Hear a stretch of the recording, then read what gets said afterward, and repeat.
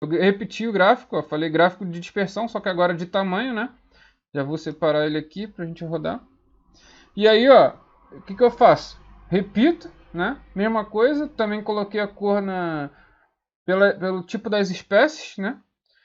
E aqui eu vou dizer um segundo parâmetro. Eu vou colocar uma estética aqui do size, tá? Que ele vai falar, olha, quando for o tamanho da sépola for menor, por exemplo, vai ficar pequeno. Quando for maior, vai ficar grande, tá?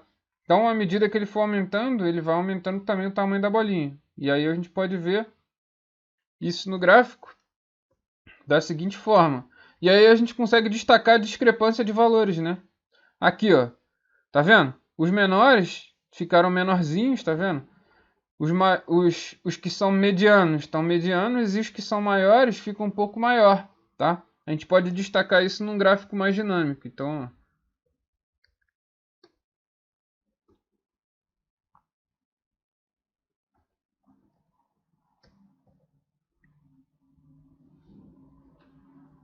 olha, agora ficou muito mais claro, ó. Olha só, esses caras aqui, ó, o tamanho da pétala era 1.9, o tamanho da sépola 4.8, né?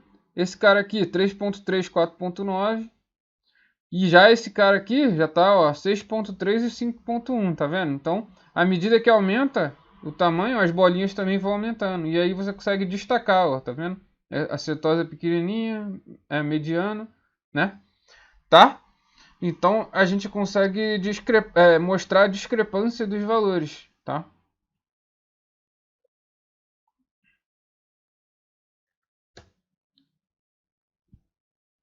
A gente pode também fazer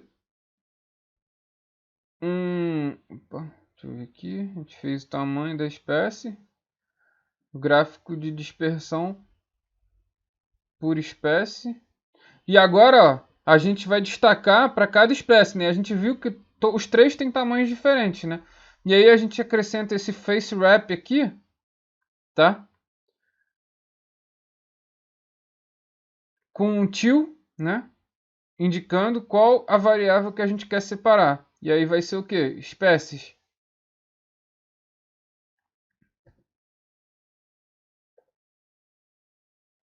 Se a gente rodar aqui,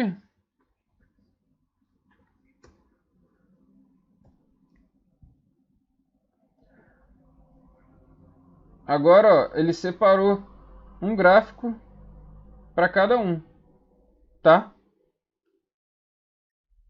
Beleza?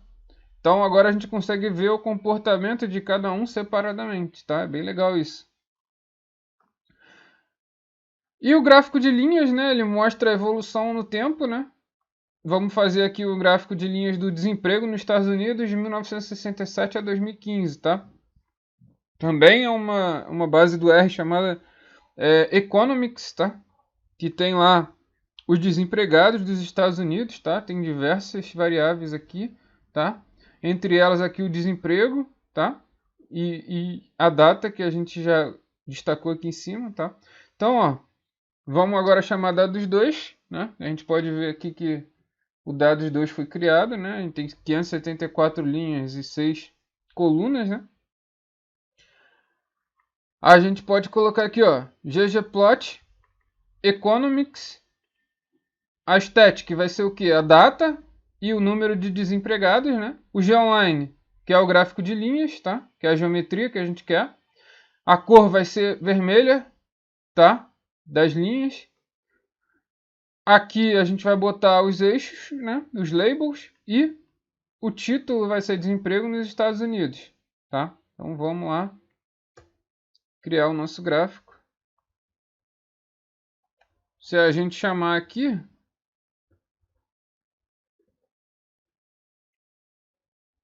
ah lá, vamos dar um zoom, né? E aí a gente consegue acompanhar, ó, vamos botar a dinâmica, né, para ficar um pouco melhor para a gente falar dos valores, né?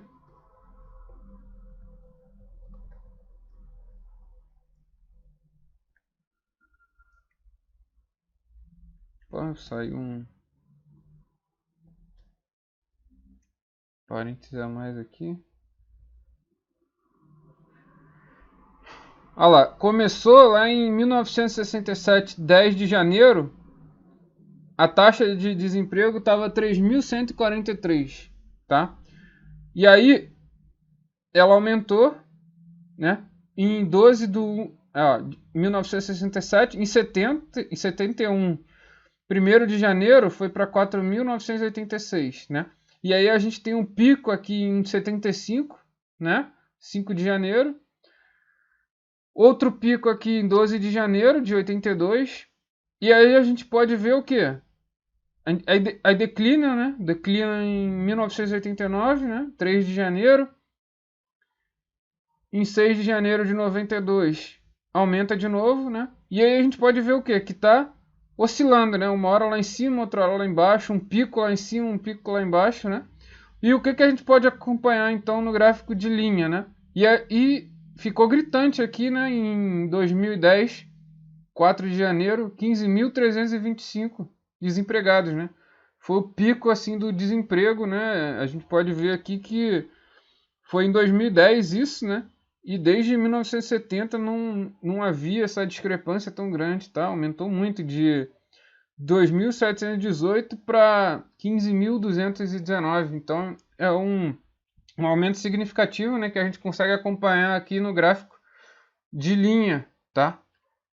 Beleza? Muito legal também. E se a gente quiser colocar, fazer um dashboard, né? Fazer um gráfico com todos os gráficos que a gente viu aqui até o momento, né? Como é que a gente faz? A gente faz grid.arrange, né? Que é lá do pacote Grid Extra, tá? Aí a gente coloca os gráficos que a gente fez, né? Os objetos que guardam os gráficos, tá? E a gente vai chamar o quê? O número de linhas e o número de colunas. Quando você multiplica o número de linhas pelo número de colunas, dá a quantidade de gráficos que vai aparecer, tá? Ou seja, 3 vezes 2 dá 6. Se eu fizesse 3 linhas e uma coluna, dá 3. 3 gráficos, né? E assim por diante. Como a gente tem 6 gráficos que a gente fez, 6 tipos, né? A gente vai botar o quê? 3 linhas e 2 colunas, tá? Então vão ser 3 linhas com 2 colunas com os gráficos, com 6 gráficos, tá? Ele dá um avisozinho do tamanho da janela aqui, tá? Mas ele vai fazer da mesma forma. Tá lá. E aí a gente pode acompanhar aqui, ó. A gente fez ó, o histograma, né? A gente viu o gráfico de box plot, que a gente viu muito parecido, né? O comportamento, tá? No gráfico de dispersão a gente pode ver também de que forma que se comporta, né? O tamanho das sépalas e o tamanho das pétalas, né? A gente viu que se a gente fizesse, por exemplo, uma regressão linear aqui, ela seria talvez muito com um R2 bastante grande, né? Que é o R2 é o poder de explicação do seu modelo, tá? A gente vai ver isso com calma mais na frente, tá? Aqui a gente viu que dá para colocar uma discrepância, a gente consegue enxergar a discrepância pelo tamanho, né? Dos teus valores, tá? À medida que vai aumentando, você vai aumentando também o tamanho da bolinha, tá? A gente pode ver os comportamentos isoladamente, se a gente quiser fazer um estudo separado, né? É, pelas próprias espécies, né? Setosa, versicola e virginica, para ver como é que se comportam, tá? E a gente viu também um gráfico de linhas mostrando a evolução, né, da taxa de desemprego, por exemplo, lá nos Estados Unidos. Beleza? Então, essa foi a nossa aula aqui de gráfico, né? Agora a gente vai estar entrando no hands-on com a base do ENAD, né? Usando aí a biblioteca de Plyr, né? Que é o estado da arte aí do R de manipulação de dados. Falou? Forte abraço aí para vocês. Valeu!